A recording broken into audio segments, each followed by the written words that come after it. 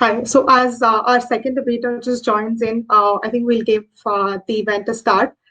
Thank you so much again for waiting and patiently, and a very warm welcome to the Harvard India Conference online debate series. This is a prelude to our flagship event that many of you might have already heard of. For those of you who are joining us for the first time, the Harvard India Conference is co-hosted by the students of the Harvard Kennedy School and the Harvard Business School. We have a strong legacy of bringing together thought leaders and practitioners across government, business, and civil society to weigh in on some of the most pressing issues facing India today. In light of the current developments in India during the global pandemic, we wanted to use this debate series to encourage deep discussions around contemporary reforms and changes. Before starting today's discussion, I would like to quickly go over some important housekeeping items. We'll start the discussion with opening remarks from both our moderators. This will be followed by a 35-minute intra-panel discussion and about 10 minutes of audience Q&A. To keep a track of time, we will have a buzzer sounded 2 minutes and 1 minute ahead of the debater's time. Also, we really value audience engagement, so this event will start and end with an audience poll. Also, please use the Q&A function you see on your screen to post your questions. You will see an option to upvote questions as well. We suggest that you use this function if you spot your question as opposed to re-entering it. Questions with highest upvotes will be asked first. Now, without further ado, I would like to introduce our panelists. We have Dr. Ramaswamy Balasubramaniam, who's joining us very shortly. He is the founder of Swami Vivekananda Youth Movement and GRAAM, a public policy think tank in India. Dr. Balu has spent the last 36 years of his life in the service of rural and tribal poor in the forests of India. He has a master's in public administration from the Harvard Kennedy School and is currently a visiting professor at Cornell University in US and IIT Delhi in India. Today, we also have with us Ms. Rituparna Chakraborty, who is the co-founder and EVP of Team Lease, India's largest staffing company. She currently leads Team Lease staffing business and spearheads the National Employability Through Apprenticeship program. This is a transformative initiative to solve India's employability problem. Rituparna is an economics graduate from Banaras Hindu University with an MBA from Goa Institute of Management in India. Now, I'd also like to invite our moderator, Dr. Amrit Amirapu, who's a senior lecturer in economics and a member of the Development Economics Research Center at the University of Kent. Dr. Amrit has worked as a consultant at the World Bank and Center for Global Development. Thank you all for joining us today. I now hand over to Dr. Amrit, who will lead us through the rest of the events. Thank you so much, Shripriya, for the introductions and also for organizing this, helping to organize this and put this together. So I thought I would begin. I was asked to introduce the context and the debate topic. And after that, we'll take the audience poll, and then we will begin the debate. And the debate will have the following structure. Each of the two participants will be given an opportunity to offer some brief opening remarks in which they sort of share the context from their perspectives. After that, which should be about 5 minutes, we'll have an inter-panel discussion, about 15 minutes, in which the panelists have an opportunity to respond to each other's remarks, and I'll ask them each probing questions in the role of devil's advocate.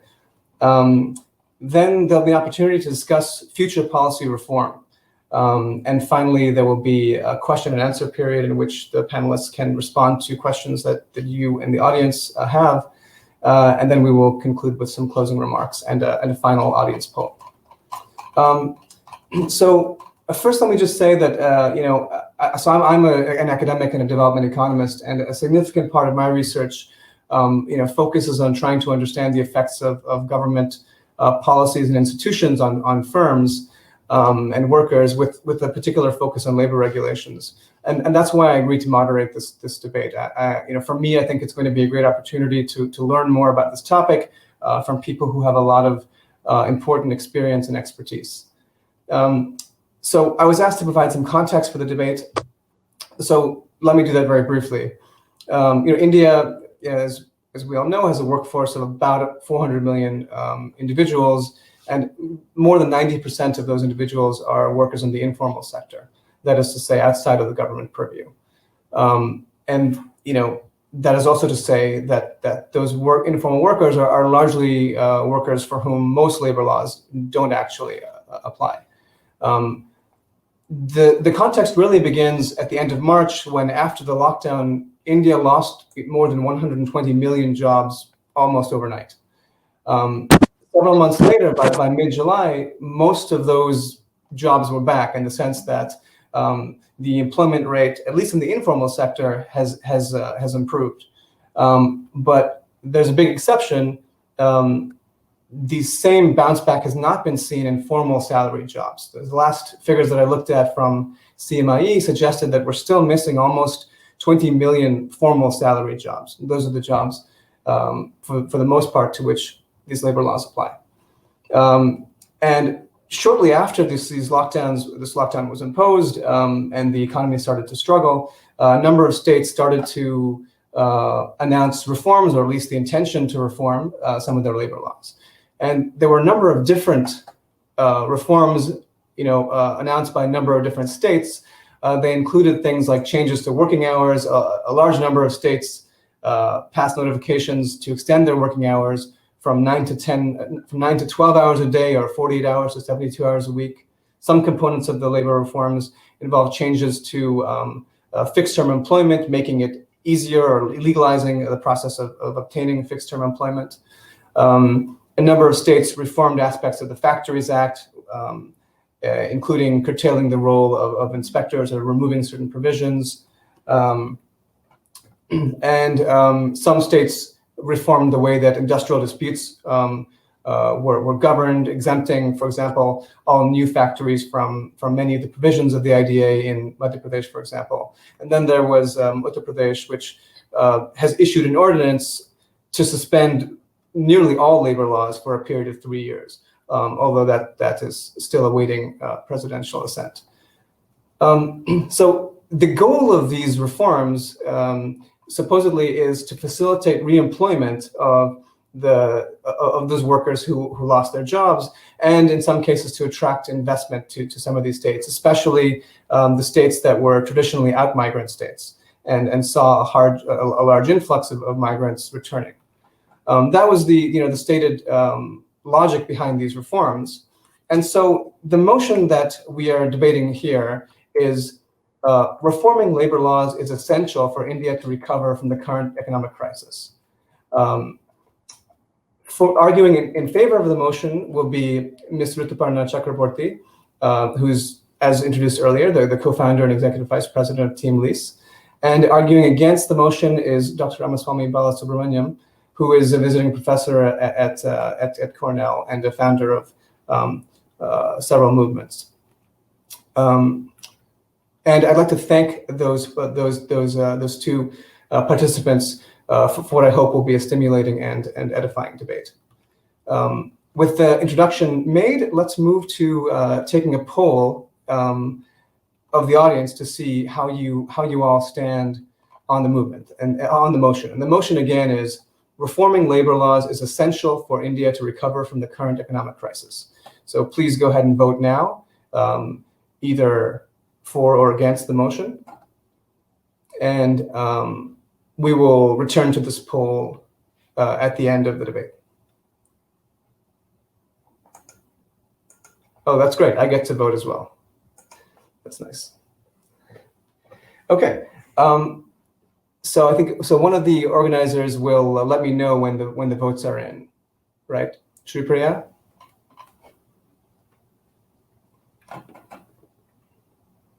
Yes, you will know the poll results in a moment. Okay, great.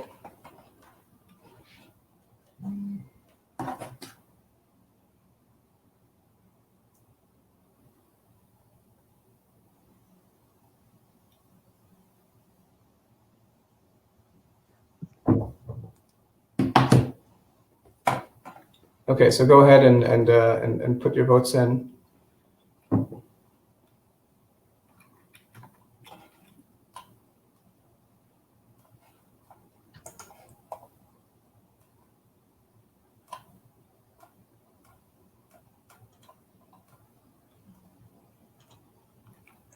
So at the moment, we see 68% of our audience are voting for yes, the deregulation is imperative for industries to survive, and 32% saying no, it is not.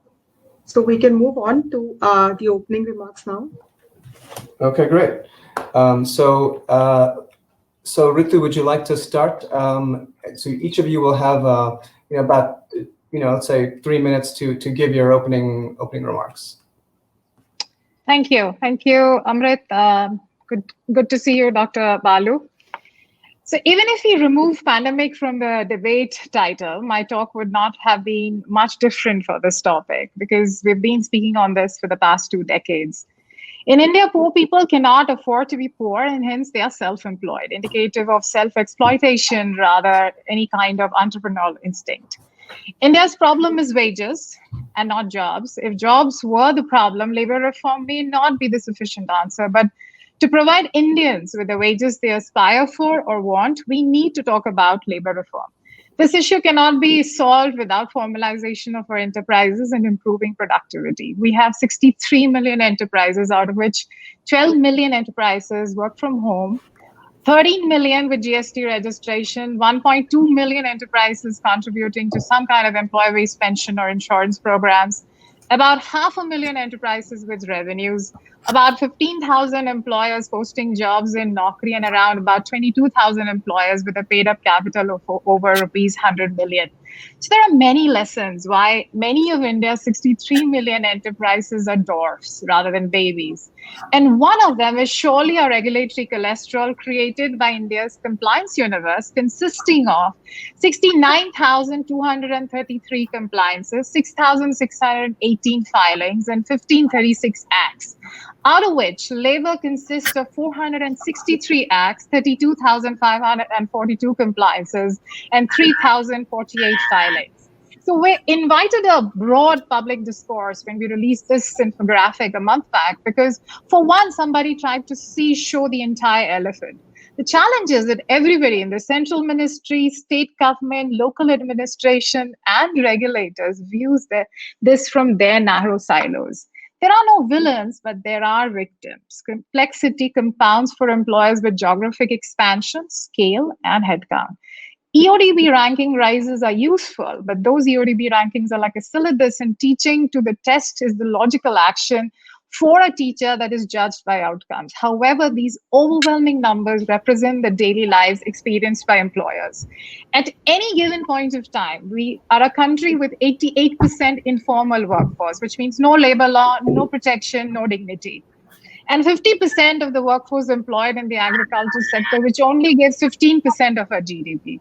Now, this is a classic genre affaire nature of India and the problem of fighting with the self. With 88% of our workforce being informal, hence most of the labor laws don't protect them, is not an addition or subtraction problem, but a balance problem. We need a lighter and a relevant touch of labor laws to correct this balance. On this note, I pass the mic back to Amrit. Thanks very much, Ritu. I just wanted to translate. I know Indians love their acronyms. So EODB, ease of doing business, I imagine, for those who didn't catch that. So Dr. Balu, over to you. Your opening remarks, please. Thank you. Thank you. And though I couldn't possibly, I hope you're all able to hear me. My apologies first that technology for the last 30 minutes, some challenge between Big Marker and me, I suppose. It was too big for me, and so I couldn't connect properly. My apologies, and I could also not hear Ritu properly. So I'm going to try to make sense of what she said from what I heard bits and pieces. Well, like Amrit said, I started off my life with the indigenous populations of Karnataka, and then a lot of my work currently is looking at addressing voice poverty. So in a sense, I would say a development activist with deep interest in understanding how the narrative of development can be fashioned. I strongly believe that creating human and social capital will have enormous economic consequences. And my concern has been that we have been looking at labor reforms and labor law for quite some time. We have been talking about it for so long. We have been sitting on archaic laws. So I would like to clarify, being an activist doesn't mean I'm against labor reform. So let me be very clear. We need to understand that reforms are long overdue, but what kind of reforms, in what format, and when? I think these are going to be really important. Now, policy, like most of us understand, reflects two things. It reflects the intent of the state. It also reflects actions of the state, and both are critical. And considering that most labor are marginalized people who need a voice, and this voice has to be protected and preserved and presented by the state, I would look at reforms something which should be necessarily skewed towards labor. But let's look at India and the economic scenario. Now, we seem to be looking at it very unidimensionally and arguing, saying that if there is reform, it's going to save the economy, it's going to save our MSME sector, it's going to save the enterprises. Well, I wish that were true, because in sense, the World Bank's economic survey report for India, or if you look at Niti Aayog's own report, doesn't seem to place labor at the top of the list as an obstacle to do business. In fact, the two states which started the whole challenge of the reforms, Uttar Pradesh and Madhya Pradesh, as many of you might observe, in the top 5 reasons why business or enterprises in that state, it is actually the 7th in the list. Corruption is the number 1 on the list. 63% of people in Uttar Pradesh believe corruption is coming in the way of setting up enterprises. If that being the scenario, why do we simplistically put it as labor, and you resolve the labor problem in a unidimensional framework, the economy would start doing well. Now, that also being said, the other narrative which is of concern to me is we seem to look at labor as a problem statement. And my argument in the subsequent part of the debate is going to be, can we reframe them as part of the solution framework? Can we see them as co-creators of wealth? And that's exactly what this economy needs, and not just a simple expendable resource who are participating. And even if you look at the number of people participating, the whole labor law movement in this country has always been looking at protecting jobs. I do agree that's coming in the way of the economic growth and stimulus, and so we need to look at something else. We look at protecting people, that's the labor. And when Parliament was planning to debate it in the coming this session, what was the hurry for the states to bring in these reforms in 3 months before the Parliament decided to meet? I understand it's on the concurrent list. I understand there are 250 plus laws. It's confusing. It's huge plethora of arguments, and we are for and against. But we need to look at it in 3 dimensions, and that's what I'll be talking about in the coming few minutes. One is in the immediate short term. Dr. Bala, can I just say, why don't you take about 30 seconds and just finish up? You will have more time in the following. First, possibly join at after you raise the question. Just looking at short, medium, and long term, and I'll present it as we talk along. Great, sounds good. So we'll have more time to get into those. I think the organizers envisioned this as a sort of quick introduction. Okay, so let's move on to the interpanel discussion component of the debate. So I'd like to begin by offering each of you an opportunity to respond to anything that you heard in the other speaker. Now, Dr. Balu, I know you had a little bit of difficulty hearing Ritu, but if you did hear anything and you have any reactions, by all means, go ahead. And after that, I'll ask you. And one more thing. So I think if you hear a buzzer sound, that means that the organizers are trying to tell us that our time is up. Okay. Why don't you go ahead? So okay. So Ritu, why don't you start? Is there anything that you'd like to respond to in anything Dr. Balu said?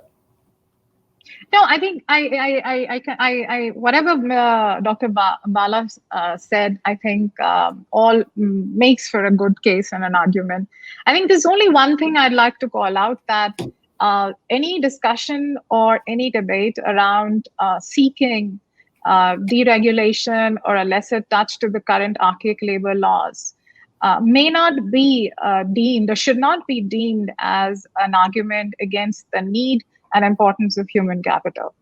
So I think we need to unpack and look at each of them as 2 different issues in front of enterprises in India today. So human capital, labor laws are 2 distinct approaches. And I don't think one is seeking labor reform is essentially not about undermining the importance of human capital. I mean, that's it. I mean, it's just for my clarity and just to provide clarity about how I stand on this matter. So when you say human capital, what do you mean exactly? Labor. Workforce. Labor. Okay. Yeah. So you're just trying to say we shouldn't necessarily view labor reform as coming at the expense of workers. As a matter of fact, I feel labor reform is actually pro-labor. Okay. Dr. Balu, is there anything that you'd like to respond to, either in what Ritu just said or in what she said in her opening remarks? No, I just want to reiterate that the construct of the labor law has been constantly being framed as protecting jobs. And while that is true, and the argument has always been that we have been arguing that it needs to protect people. And I personally believe that it has to be a balance. We have to find the right balance. We need to find the space where all stakeholders feel that there's an inclusivity, there's a feeling of ownership, and they're all able to together make the economy different. So it's not about one against the other, but it's about how do we do it together in partnership. And the state has actually not had a clarity on whether it is pro people or is it pro jobs. Now, I think that's where the challenge has come. Employers think it as something that's protecting jobs and they can't deal with it. And that's why they're looking at it from one perspective, whereas labor looks at it as it's not people protection enough. And so we need to re-handle it in a different way. So I think finding that balance is what we need to do. And what is the balance and whose perspective is the balance that's going to be taken? I think that's going to be critical. Okay, thank you. Okay, so let me ask Ritu a few questions as a devil's advocate, and then I will ask Dr. Balu as well.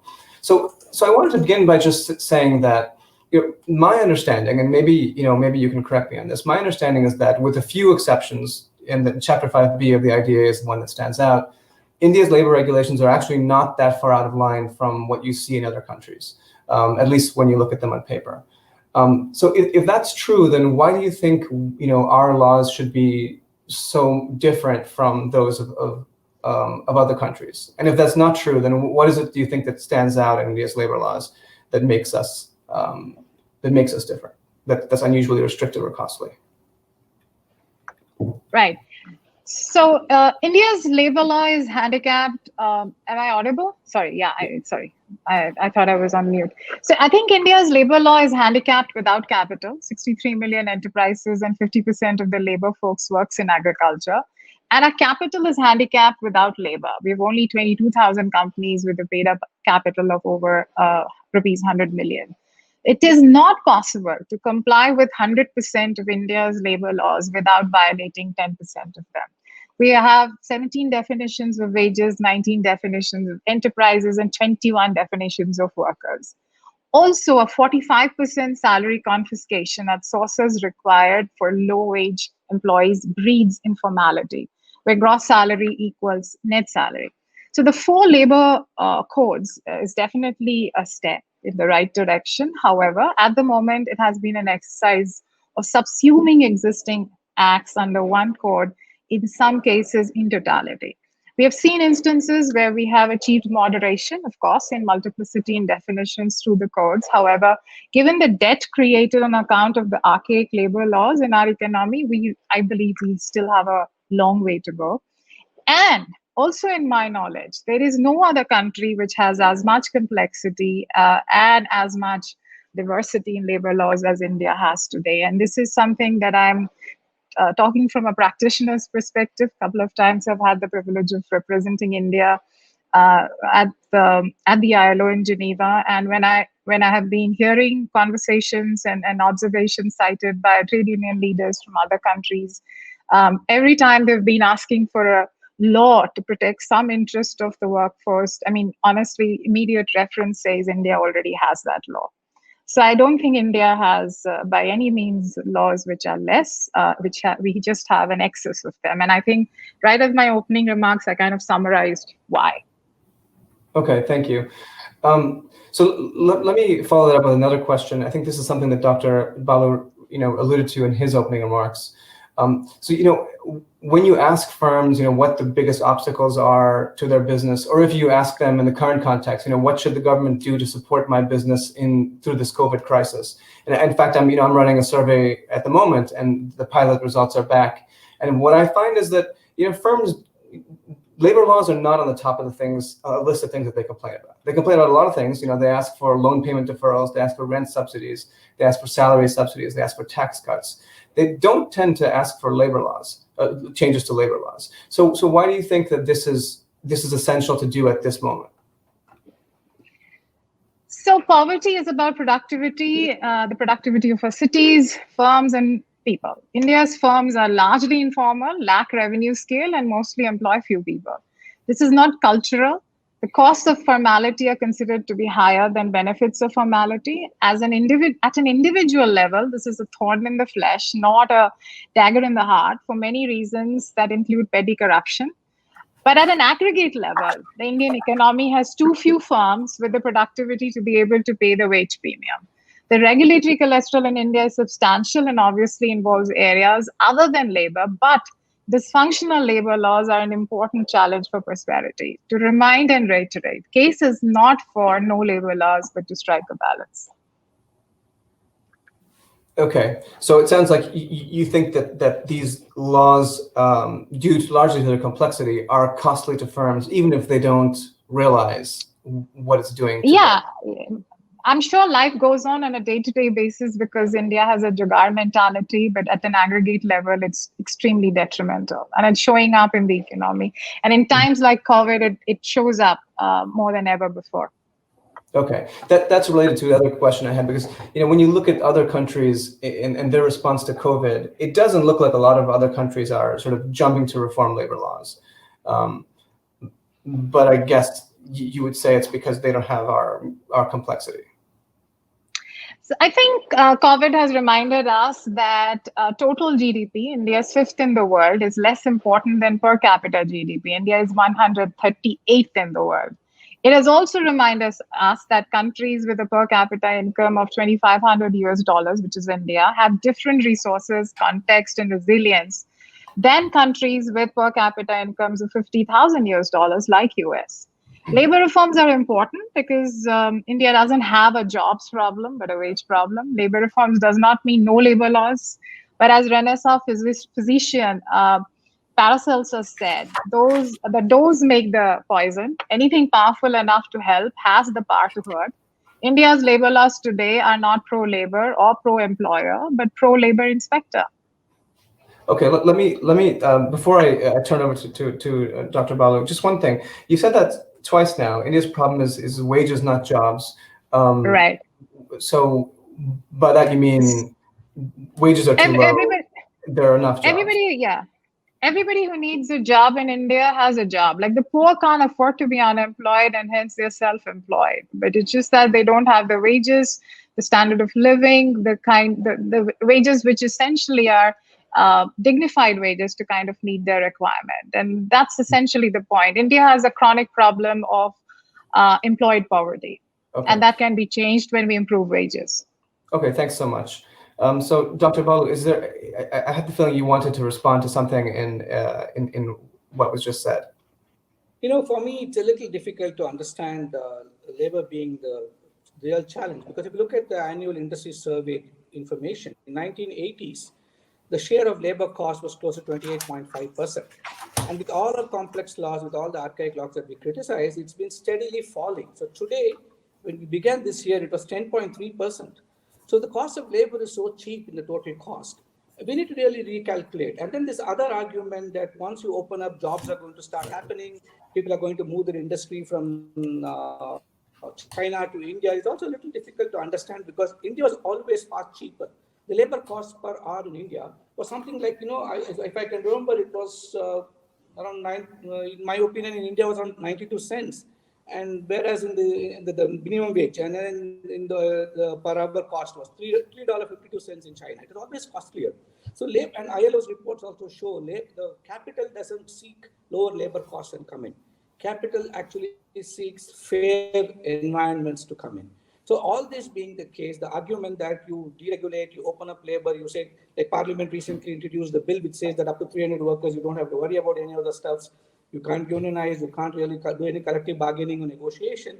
That's a little difficult to believe. With all the protection in the informal economy that we have today, the very small sector in the formal economy, labor costs being so low, I don't think it merits an argument that if you're going to deregulate and make it easier, it's going to actually make it more competitive. It's already competitive.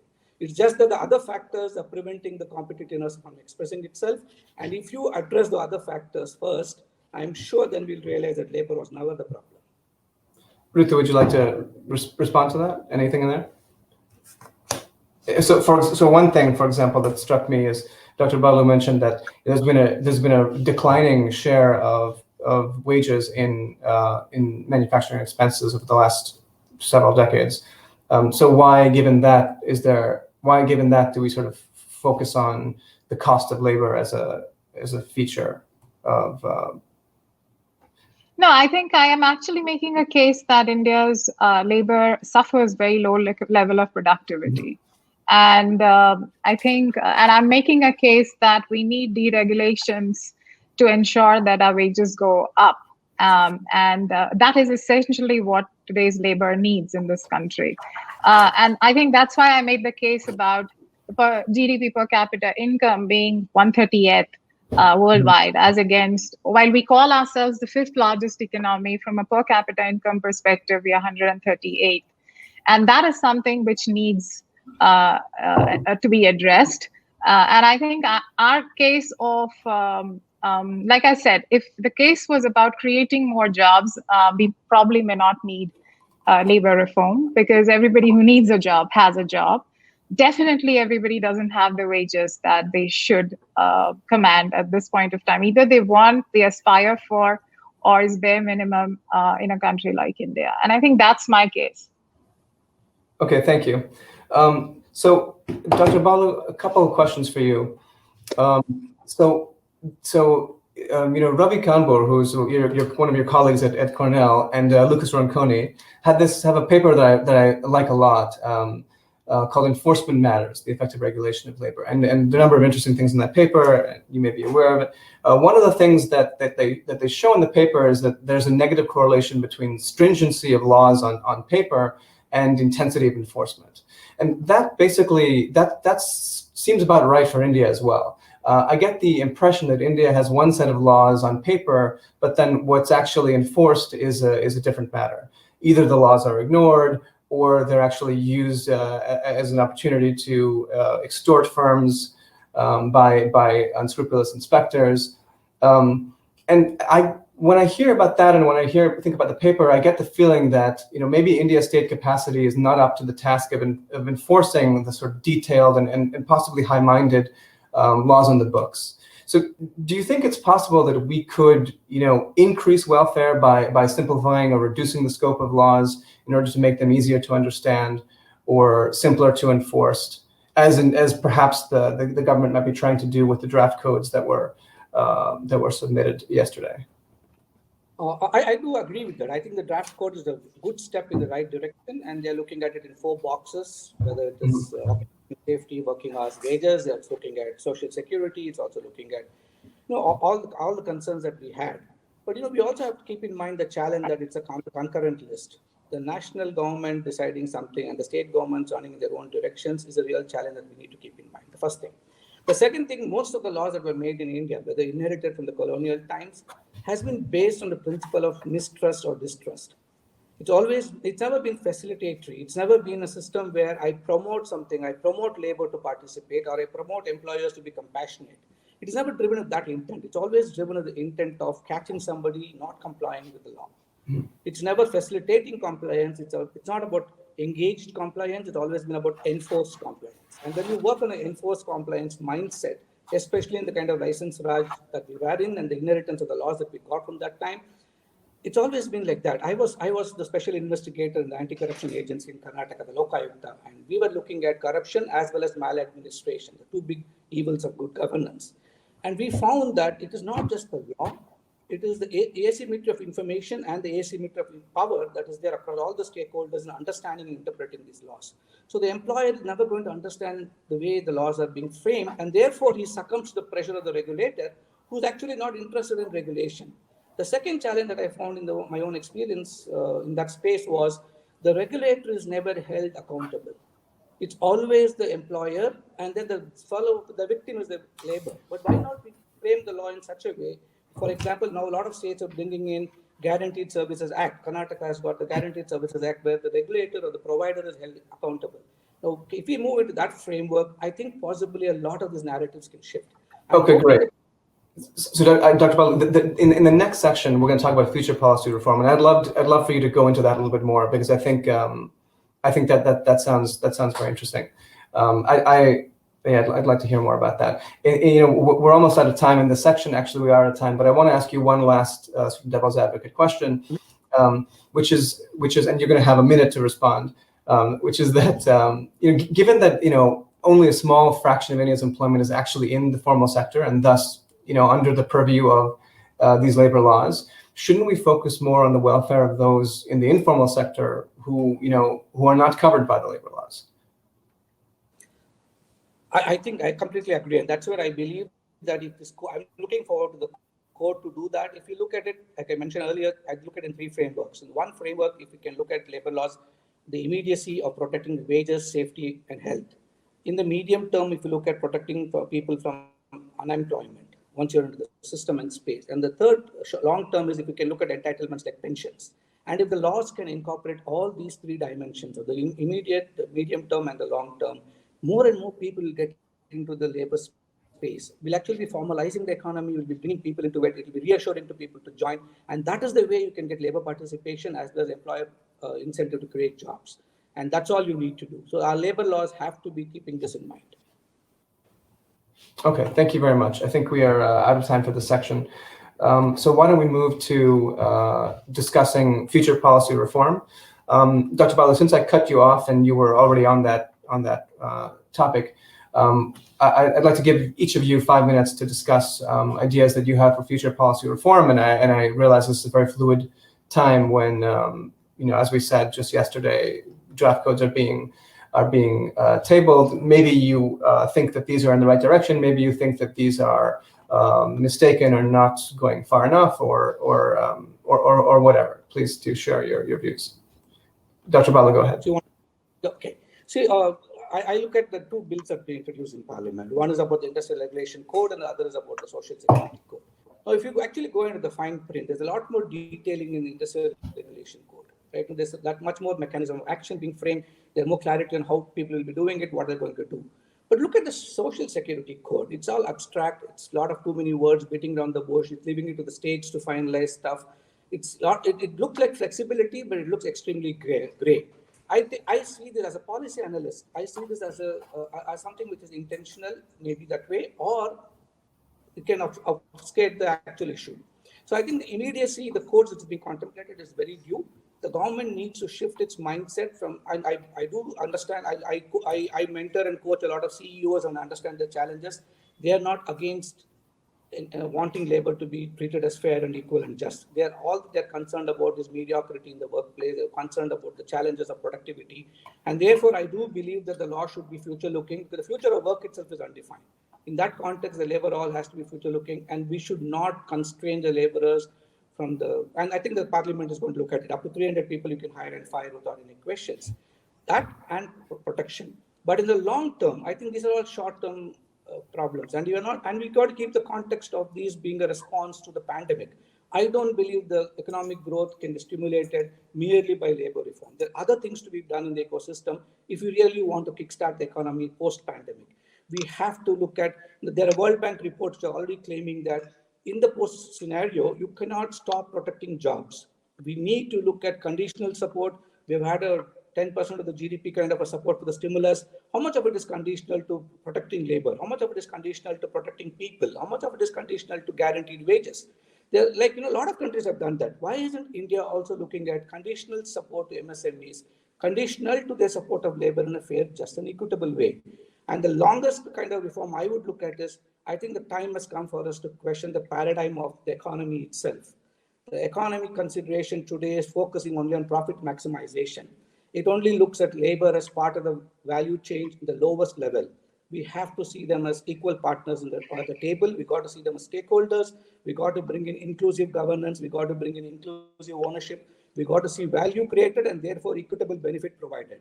It is time for the world to start looking, not just India in the long term, to start moving away from profit maximization to benefit optimization. And if you look at reforms in this perspective, I think everybody would benefit, and there would be no dichotomy between labor and employer, because everybody would take benefits proportional to what they bring to the table.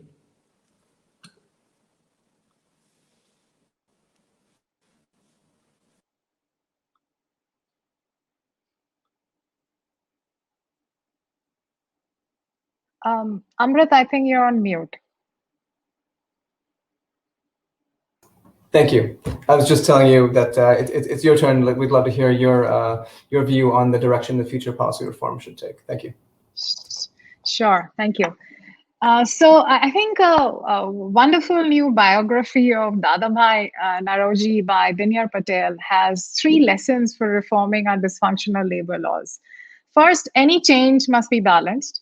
Naroji was too moderate for the radicals and too radical for the moderates. Second, any change needs evidence. Naroji's drain theory used government data to prove India's exploitation.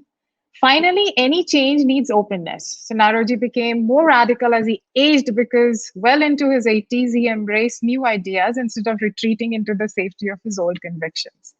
The COVID migrant labor and MSME pain reminds us that our labor is handicapped without capital and our capital is handicapped without labor. So the COVID is an economic cataclysm that amplifies 3 pre-existing conditions of our labor markets. We don't have a job problem, but a wage problem. Formal employment is better than informal employment. And of course, our labor laws are leaky.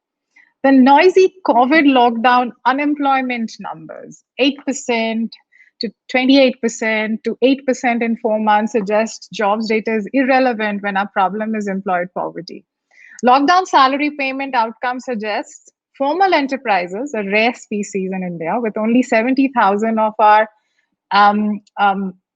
1.3 crores, 13 million GST registered enterprises having annual revenues greater than rupees 5 crores are more resilient than informal enterprises. And the explosion of labor consultants and rich labor inspectors suggest massive transmission losses between how labor laws are written, interpreted, practiced, and enforced. Too many employers conclude that formality benefits are lower than informality costs. Only 20% of our enterprises are GST registered and only 10% pay GST. Labor laws are why we don't have a single 50,000 employee factory location, why China factory refugees are considering just not jumping at India, and why formal employment is a rounding error in total employment. I think we need 5 changes. Compliance reform. We need a 90-day labor compliance commission that cuts 75% of compliances and filings, formalizes a universal enterprise number. At the moment, any entity in India needs about 27 different registrations and codes to exist, and digitizes all interfaces into one system. We need criminalization reform. About half of our labor laws prescribe jail. We need to eliminate 25% of current criminal penal provision and convert 50% of them to civil penal provisions. Social security reform, give choice to employee on how much and where they contribute for their social security. Merge ESIC with Ayushman Bharat, shift our rupees 5 lakh plus subsidy bill to direct benefit transfer. We need employment contract reform. Employment contracts cannot be marriage without divorce. And wage reform, given that we've been talking about wage. There are 3 regulatory wage distortions today: gross versus net, mandatory payroll confiscation of 45% of low wage employees far exceeds their potential savings rate. Discretion in basic wage definition, inspector corruption thrives at EPFO and ESIC on the threat of multi-year backdating of including allowances in calculations and minimum wages. A single number will never captures India's diversity across geographies, sectors, industries, and skills. So we must reduce 45% payroll confiscation, calculate social security only on basic wages, and decentralize the minimum wage setting. Dadabhai Naoroji, in his 1906 speech demanding Swaraj, represented a break with his 1882 speech to the British House of Commons that hoped the connection between England and India would continue long. Gandhiji called Naoroji the father of the nation for many reasons, but one is surely Dadabhai's willingness to let evidence change his mind. Over to you, Amrit. Thanks very much, Ritu. Okay, so I think it's about time for us to move to the question and answer period. So I see that there are a number of questions, and I will select a few. So I think this question could be taken by either of you. This is by Burgess. Which countries, in your view, provide effective blueprints for labor reform that India could learn from? Would either of you like to take that? Go ahead, Victor.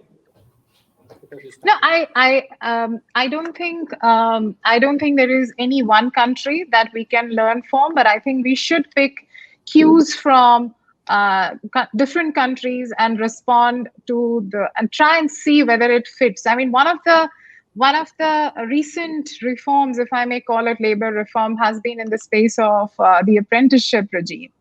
And I'm calling it in the sphere of labor reform because in India, labor and skills till recently were once was under one ministry, and we do believe that it was a significant one. We learned that how we utilized learnings from Germany, we utilized learnings from Australia, we utilized learn from China, we utilized learning from different parts of the world to kind of Japan, UK, to kind of formulate a strategy which is relevant to India. I don't think we can't cut paste any of the other countries' regulations and make them applicable, but we surely can learn from the ones which we think can be tailor-made, which can be suited to the Indian environment. Honestly, India's circumstances, India's demography, India's diversity is unique. And I don't think there is a cut-paste model available. So it is something where, and I think within India itself, since 1970, there have been quite a few reports which have come out, which has given clear indications about what needs to be done. I don't think India or public policy makers have dearth of idea in terms of what needs to be fixed. Today, we are facing an execution deficit in terms of going about fixing it. So that said, I think we already know what needs to be done. It's a matter of putting our heads together and getting it done. Is there anything you'd like to add to that, Dr. Bala? Yeah, I just have a 30-second addition. I would say that we cannot see labor law and labor reforms or labor protection sorry, in exclusion of the remaining social benefits that society gets from other laws in an ecosystem. I think we should see labor law embedded into the social fabric of countries, and that is where I would actually appreciate the Scandinavian countries and look at Germany. Ritu mentioned Germany, but look at other Scandinavian countries where mature democracies, mature citizenship, and mature social entitlements, along with embedded labor protection. And that is where the benefits are seen. Thank you. So another question, I think this is for Ritu. How will deregulation help increase wages for the formal and the informal sector, for labor in the formal and informal sectors? Sure, I think it's essentially a maths question. 88% of our workforce are in the informal sector. Which means they do not have, besides the dignity, I think their access to skill upgradation, access to being able to pick up new areas. I mean, 4% of our entire workforce has access to any kind of formal vocational training. I think if we are able to formalize the ecosystem, if we are able to move, first and foremost, create more employers, formal employers, and thereby with a lighter touch of regulations, we are able to move people into the formal sector. That would be one way of looking at it. The other one, which is at the point that I mentioned, 45% of our wages are confiscated, especially at the bottom of the pillar, by way of mandatory statutory deduction. So which means that in India, the difference between chitti wali tankha and haath wali tankha is so wide that the incentives for even a candidate or a youth to remain in the informal sector is very huge. If we are able to reduce that and be able to bring them into the formal sector, we feel that they get access to higher quality wages besides the benefits of working with formal enterprises. So I think that's essentially how I feel that we will be able to solve the wage problem in the long run. Okay, thanks very much. Okay, so the next question, so actually, let me just say thanks to Dhruva for that question. The next question comes from my uncle, Suresh Amirapu. Hey, Pandu Chacha. So the labor laws in India, like other laws, are based on a colonial mindset, and the implementing officials have no accountability. Further, the problem lies in implementation. I chose this question because I have been wondering this as well. Unless implementation capability is enhanced, any reforms will remain on paper. So how can we improve the capability to implement whatever reforms are made? That's the question. So Well, let me take a shot at it. You sure. want to go, Ritu? No, you first, then I will pitch in. So I You think first, Dr. Balu. that it's two ways to look at. Okay, thanks, Ritu. There are two ways to look at this. One is, I think, from the perspective of the state. The challenge of governance and democracy has always been post-independence. We have inherited a mindset which is still, we look at the government as a benign provider, the protector of the people, and we look at government as the dole giver and we are the recipients. So this provider mindset is something which the British left behind for us. They were the protectors, the crown taking care of the natives. And post-independence, we got a political freedom, but did we really get freedom at the civic level? Did citizenship mature from just being a recipient of goods and services to actual being shifting the narrative to actually controlling the quality and the delivery of goods and services? So citizenship has not really moved away from still thinking that we're being ruled. We have to start talking about participatory democracy. We are still in the space of representative democracy. And I believe that's a two-way street. One side is the mindset of the bureaucrats and the executive to understand that they're not the providers, they're actually public servants, which is a huge shift in their DNA. And a shift from the citizens. If you look at my first book, I, the Citizen, where I write about this, where the citizenship has to feel there are three levels that we got to do. First, we got to reduce information asymmetry. We got to make them enlightened. And once they get enlightened, they'll start engaging. And once they start engaging and they start demanding accountability and results and bringing a lot of social audit frameworks into the system, they'll start becoming empowered. So one side, the state moves towards citizens. The other side, citizens move away from just being dependent recipients of goods and services to active engagers in the system delivering governance and demanding accountability. Only then can this be changed. Thanks. If I may add, I think I mentioned a little bit about the fact that India needs, or enterprises in India needs a unique enterprise number. It's a Aadhaar equivalent for enterprises in India. I mean, just for them to go through procuring 27 registrations under various acts coming under the central and state government itself talks about the kind of pain employers in India go through. So if we can first come out with a unique enterprise number and then leverage technology, I think I'm a big believer that execution, implementation of all the changes that we're talking about can be done if if government makes significant improvement investments in terms of digitizing the entire environment when it comes to labor. If we do not need so many layers, and I think like Dr. Balu somewhere mentioned about the acute trust deficit which exists, maybe somewhere that has been the reason of proliferation of laws and bylaws and so on and so forth. But if we are able to leverage technology and bind all compliances for enterprises into one single platforms, I think we should be able to do this. This problem may not be as big as we've made it out to be. So I personally feel that technology can be a huge differentiator or enabler in our ability to execute the future roadmap in terms of deregulating or unshackling enterprises when it comes to labor laws. Okay, thanks to both of you.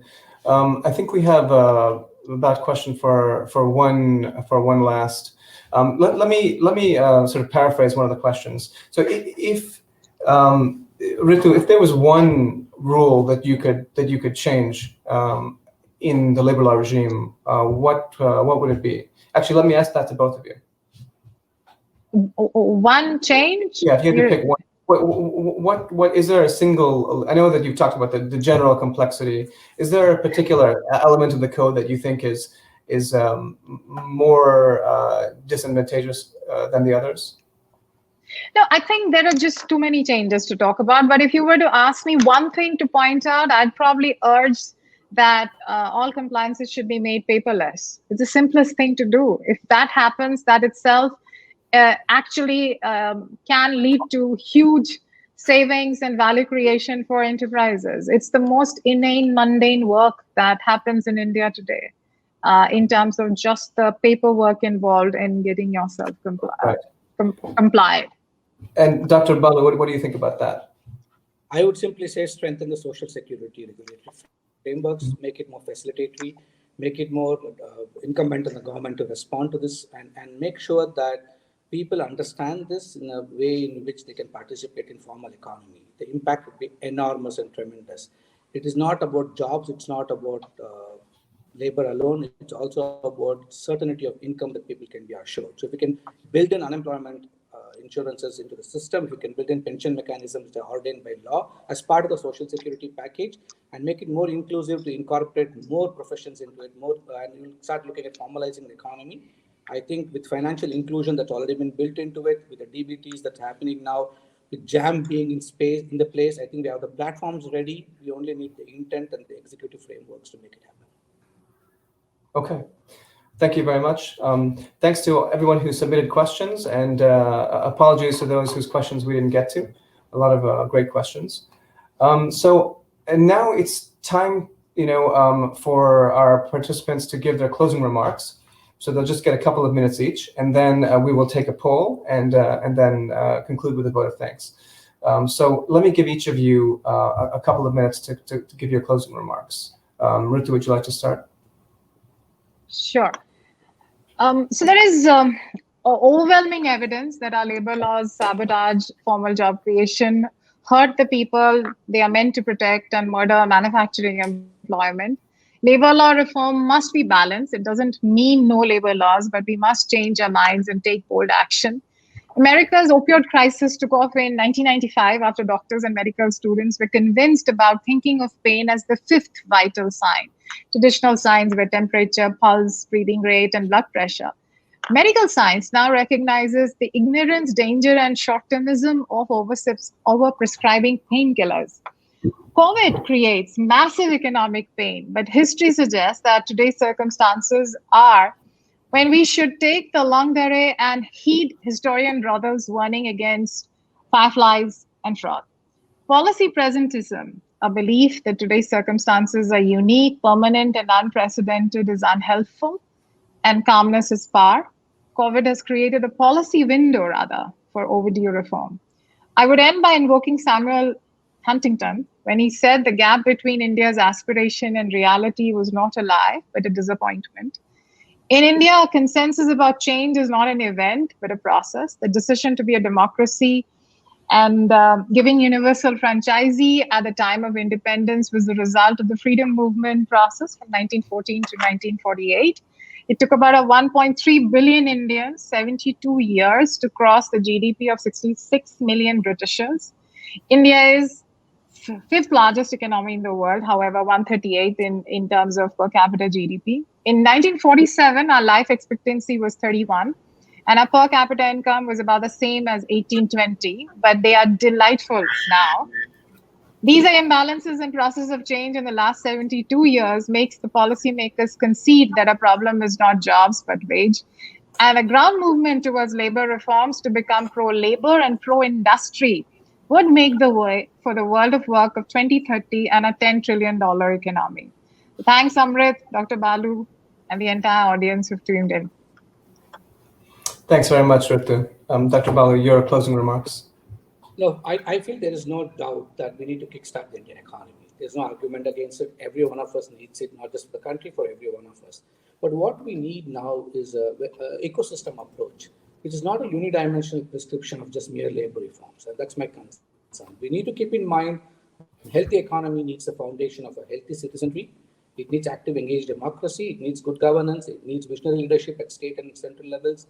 It needs political stability. It also needs a practical way forward driven by evidence and not just emotion. It needs something which some of the things are going to be painful, and the other some reforms are going to be painful. Obviously, you can't have a one-size-fits-all. You can't have prescriptions everybody is going to be happy with, but we can't let go of the inclusive factor. We got to make sure it's inclusive. At the same time, I believe our laws should also not protect the mediocre. We should make sure that we don't promote mediocrity. We don't promote inefficiency. We don't promote lack of accountability, whether it's in the state or even employers. We also should make sure that we don't allow elite capture of policy, which is what is happening in some countries, the way labor is being managed and driven towards. So I believe all this must be kept in mind, and we need to move towards a compassionate capitalism framework which thrives in a soulful economy. And I believe COVID presents an extraordinary opportunity. Instead of looking at COVID as an opportunity where people can't do collective bargaining and meet together and unionize and fight against the labor reforms, can we actually need to question what is going to be the future of work? What kind of people will be employable 5 years from today? What kind of laws can we frame today which is going to make the system facilitate the growing of economy then? Instead of responding as a band-aid today to a problem statement that was defined 20 years ago and then you try to codify it, and despite parliament subcommittees meeting about it, they are still using knowledge, information, experience based on the past. Can our codes now be a little futuristic? And if we can do that, I think that is a way forward where the distinction between labor and employer or enterprise owner will go away, and everybody will just see each other as a stakeholder, and there will be such a vested interest in promoting each other's welfare that is a true way to grow any economy in any country. And countries which figure this out are the ones that are going to be global leaders, and I hope India is one of them. Thank you very much, Dr. Balu. Just in time. So let's take a closing audience poll. So again, you should shortly see an option to select whether you support or do not support the motion. Is deregulation of labor laws imperative for industries to survive the pandemic? And go ahead and put in your votes. And once those are tallied up, we'll give you the results, and we'll see who moved the needle the most. So just to remind you, I think we had, by the time all the votes were in, we had 67% for the motion when we initially polled the audience. Let's see what it looks like now. And Sripriya, I leave it over to you to let us know what the outcome looks like when it's done. Yeah, I think we can see the poll stabilizing now. The results are actually like a little different from what they were earlier. We almost see like a 50-50%. It's slightly different, 53% for yes and 47% for no. So it looks like we have more people from the yes side who moved into the side saying no. But this was a very, very interesting debate, and I think very insightful and engaging. Dr. Amrit, would you just like to add something before I can move to the... Yeah, I just wanted to say that I think that I'm sure that the audience picked up on the fact that, I mean, I didn't think this was very antagonistic at all. It sounds like that our two speakers have quite a lot of space in common on this issue, and it sounds like neither one is necessarily willing to defend the current regime as it exists. Both of them see opportunities for changes. What those changes look like differ, and their urgency is of some dispute. But I think it sounds like there's a lot of agreement on on certain things that can be done that might be able to improve the position for workers and perhaps also for business. So with that, I just want to say thanks to both of our speakers. I found that very predictably edifying and stimulating.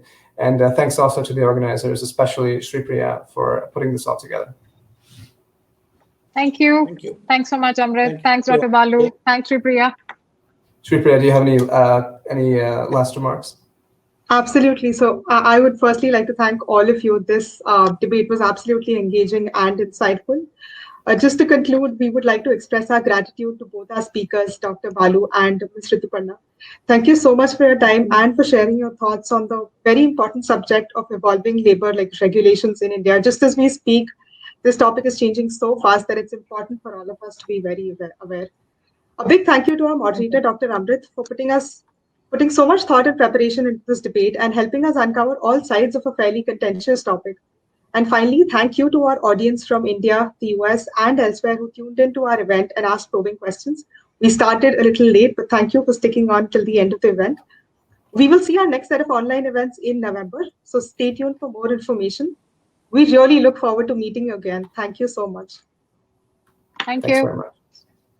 Stay safe. Bye.